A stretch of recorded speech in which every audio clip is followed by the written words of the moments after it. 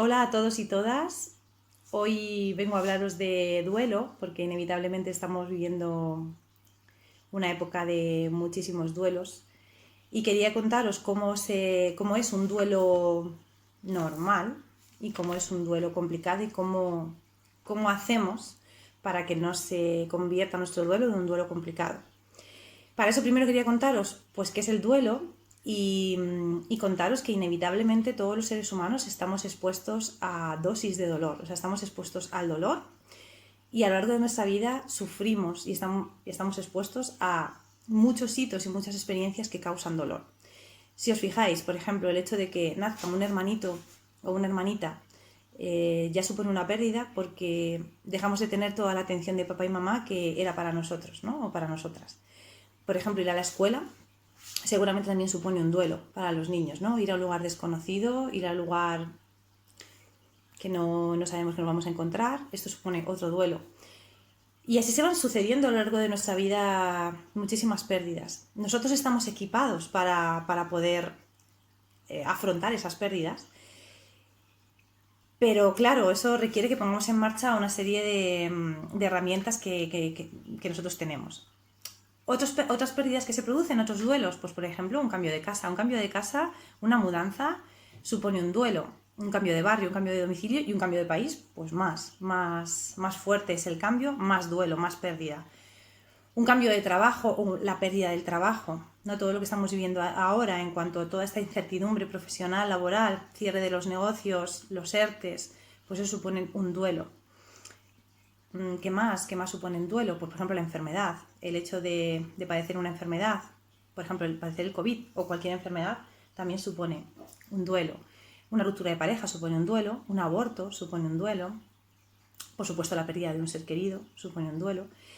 Y unidas a todas estas que os he contado, en la que las estamos viendo ahora, independientemente que hayamos enfermado o perdido un ser querido, o perdido nuestro trabajo, o en incertidumbre profesional, laboral por nuestro trabajo, es todo lo que tiene que ver con la pérdida de la seguridad. Es decir, nosotros lo que hemos perdido con toda esta crisis es la sensación de seguridad.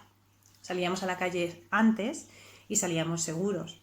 Ahora ya no salimos seguros, salimos alerta y con muchas precauciones, ¿no? Y además hemos perdido hábitos o cosas muy sencillas que no pensábamos que íbamos a perder, ¿no? Pues por ejemplo el hecho de ir a desayunar a un bar, o ir a tomar una caña a una terraza, o poder ir a un concierto, o poder ir al cine, o poder abrazar a nuestra familia, o a nuestros seres queridos, a nuestros amigos, ¿no? Poder reunirnos con nuestros seres queridos, nuestros amigos, como un fin de semana normal.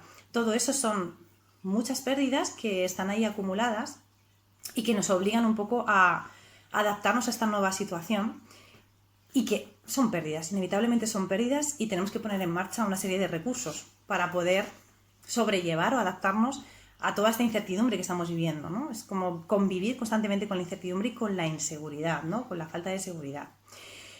Contaros que el objetivo fundamental del duelo es que nosotros aceptemos la realidad de la pérdida, sea cual sea la pérdida. Ya os he contado que hay muchísimos tipos de pérdida. Y finalmente, después de ese duelo, lo que se produce es un crecimiento postraumático. Es decir, la idea es que nosotros no vamos a ser los mismos antes y después de la pérdida. Vamos a incorporar todo lo que hemos aprendido durante ese proceso de duelo y vamos a ser personas distintas. Entonces, para poder hacer ese duelo, nuestro sistema bien equipado, nuestro cuerpo, nuestra mente bien equipado con una serie de emociones que son necesarias para poder hacer el duelo, para poder llegar a ese objetivo final que es aceptar la pérdida y que haya ese crecimiento postraumático, que el duelo no es más que un trauma. Entonces, bueno, es como superar el trauma. Para que se pueda superar el trauma, yo tengo que sentir y atravesar una serie de emociones, entre otras, la ira, la tristeza, la culpa, la impotencia, el miedo, y habrá bastantes más, pero bueno, yo os cuento así las que son como más básicas. Si el duelo no va bien, si el duelo se complica, es porque nosotros bloqueamos esas emociones. Es decir, hacemos como una especie de stop y en lugar de atravesar esas emociones y sentirlas, lo que hacemos es evitarlas o luchar contra ellas o negarlas, ¿no? Se produce una negación, una evitación o una lucha. ¿Por qué hacemos esto? ¿Por qué luchamos contra esas emociones, no? Bueno, pues para empezar porque son desagradables y no nos gusta estar mal, ¿no? Somos fóbicos emocionales y no nos gusta pasarlo mal. Entonces, tratamos de evitar estar mal. También porque socialmente nos han enseñado que hay que estar bien, que hay que tener una sonrisa siempre porque la vida es maravillosa. Esto es una patraña enorme, no es real, entonces no compréis esta patraña. También porque pensamos que una vez que hemos iniciado una emoción, una vez que hemos abierto la compuerta de una emoción, me pasa mucho en terapia con la tristeza.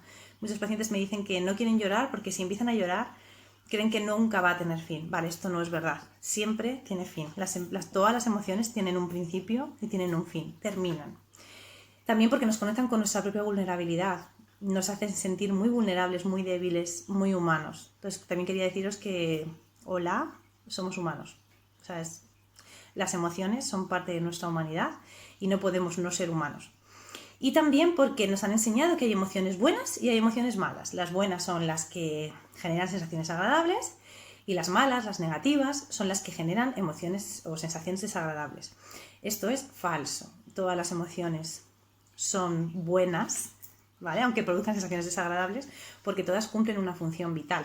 Todas están ahí por algo. Entonces no hay emociones buenas ni malas. ¿Qué pasa? Que si yo hago todo esto, si yo hago este bloqueo, esto se acaba haciendo bola. Entonces se hace una pelota muy gorda, muy gorda, muy gorda, muy gorda, y acaba explotando. Acaba pegando un zasca por ahí, ¡pum!, explota. Y entonces la forma de explotar serían de varias maneras, ¿vale? Yo os he puesto aquí algunas que son las que yo he visto en pacientes míos, pero pues seguramente haya más, ¿no?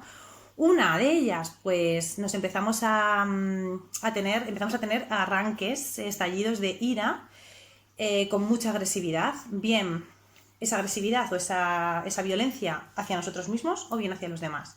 Por ejemplo, he tenido algunos pacientes pues, que se meten en peleas, ¿no? Se meten en peleas, ¿no? Pues, por ejemplo, en un conflicto de tráfico, pues nada, pues se parten la cara con la persona que tenían detrás o delante que les ha pitado, que les ha insultado, ¿no? Se bajan del coche y ¡pumba!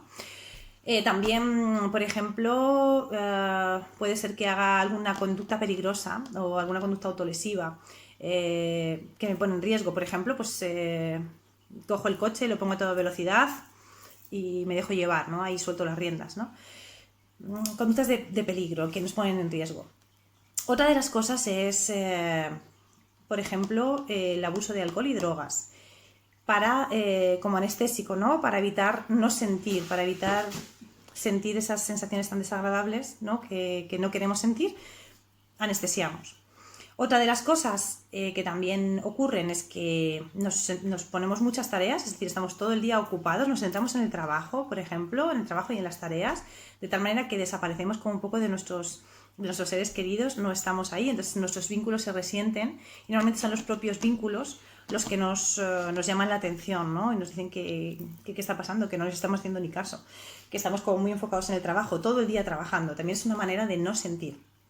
Y luego, otra de las cosas que puede pasar es que aparecen síntomas psicosomáticos, bien en forma de ataques de ansiedad, por ejemplo, entonces empezamos a sentir ataques de ansiedad, ataques de pánico, que nos falta la respiración, ¿no? Pues todo lo que tiene que ver con un ataque de pánico o ansiedad, que si queréis otro día os lo explico más despacio, pero bueno, pues eso, ¿no? Me falta el aire, empiezo a hiperventilar, pienso que me estoy volviendo loca, pienso que me voy a morir, bueno, todo esto.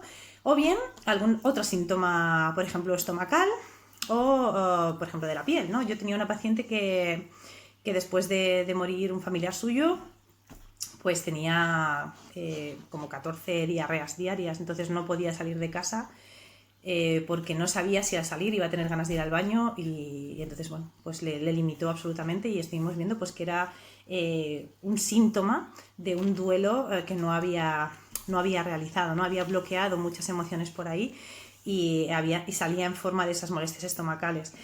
Lo que quiero decir con esto es que esto es como en el cole cuando nos decían lo de la energía no se crea ni se destruye, solo se transforma. Pues con las emociones pasa igual. Yo por mucho que las bloquee, las emociones van a salir por algún lado. Entonces no van a desaparecer. Es una energía que se deposita en otro sitio. Y en función de donde se deposite va a salir en una forma o bien actuando en la conducta o bien en forma de síntoma. De alguna forma va a aparecer y va a resentir, ¿no? Va a afectar a mis vínculos, a mi vida y a mi forma de proceder, ¿no? Y a mi forma de estar en la vida. ¿Qué ocurre?